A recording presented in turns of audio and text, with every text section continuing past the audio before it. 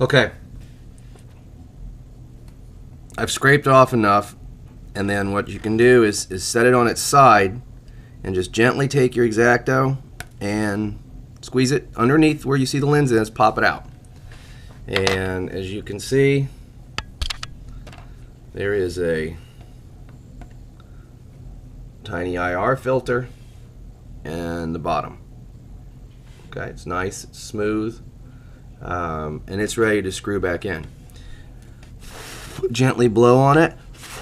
If you have a can of compressed air, you don't want to spray it inside there, but you can spray it around the edge and that'll brush it out.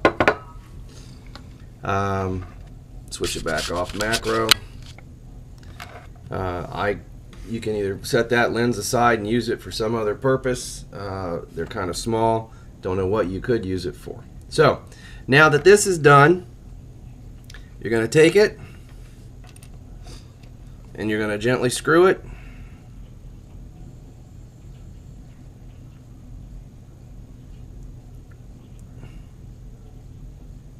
Back into the mount.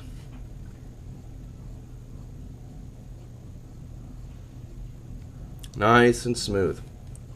So you have your mount back in there. Lift off the cover that you had and then seat it back in. It's got guide holes and it's got the screw holes.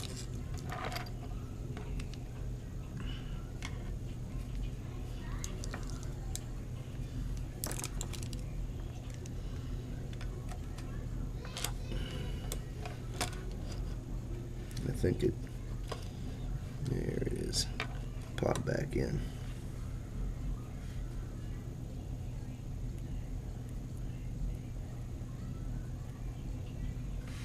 Your screw on there. My lens got unseated.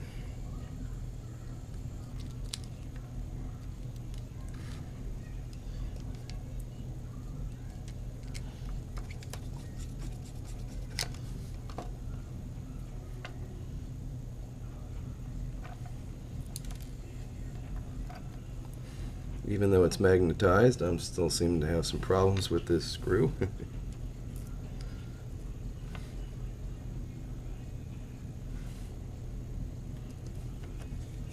Alright, you screw that back in, again gently. Make sure that screws are snug, but you don't want to over tighten because you'll be in plastic, you'll break it.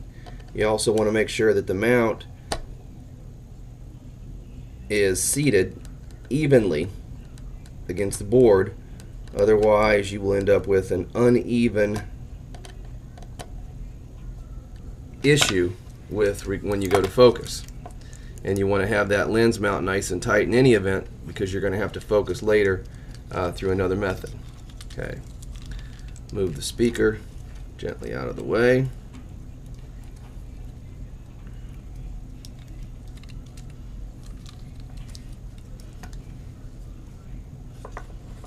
Line up your holes on the back. Those little black screws that you took out of there.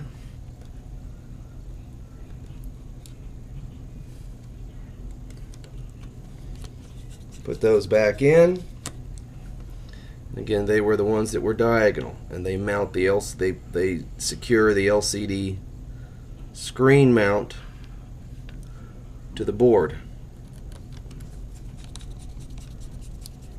Okay, they're in. You have the IR mount done.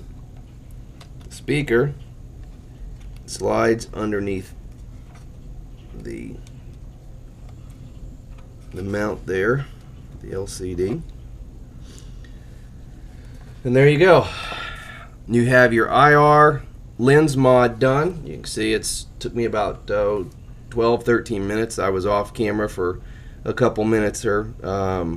Actually not that long, but a short period of time. So I would say it takes about 10 minutes to do that if you take your time and do it right. You can then take your two screws that you took to secure the speaker.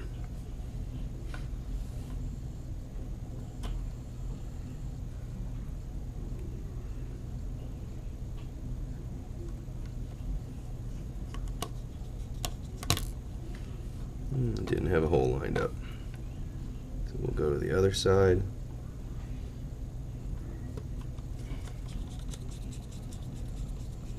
Secure that.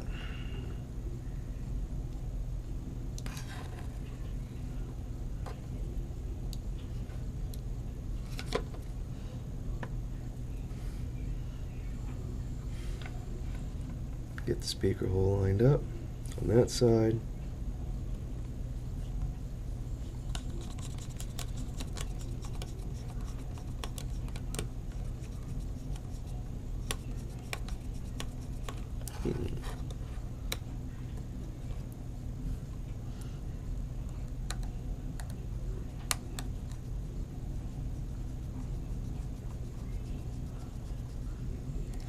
Alright, you are now done with the IR lens mod. You can set the camera either back in the case.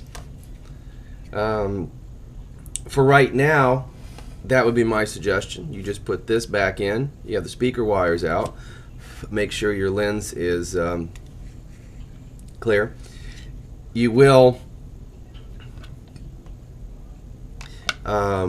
what I do is I get it all back together and I lay the battery in here, and I'll show that later on how I focus. I focus it while it's outside the camera.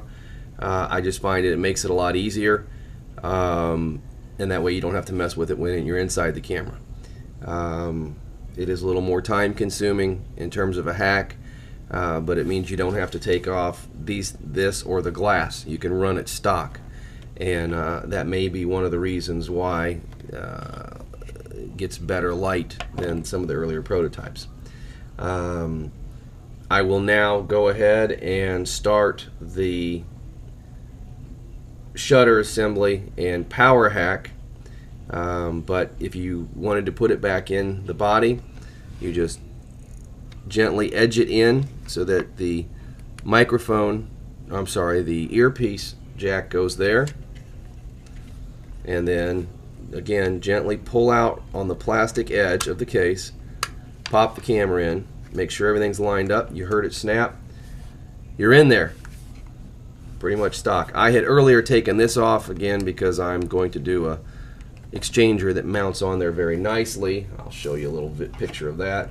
This is an earlier prototype, and as you can see, I have ground down this area here, and I have mounted a 5-volt IR exchanger. I'll do it on macro. A 5-volt IR exchanger right over that. This will all then get mounted in the case at a later time when I can get a board that's programmed to run the exchanger and the 125V. Should give us true day color and then IR at night. Switch off the macro, put this prototype aside, lay this aside, and I will stop the video and we will begin the shutter assembly.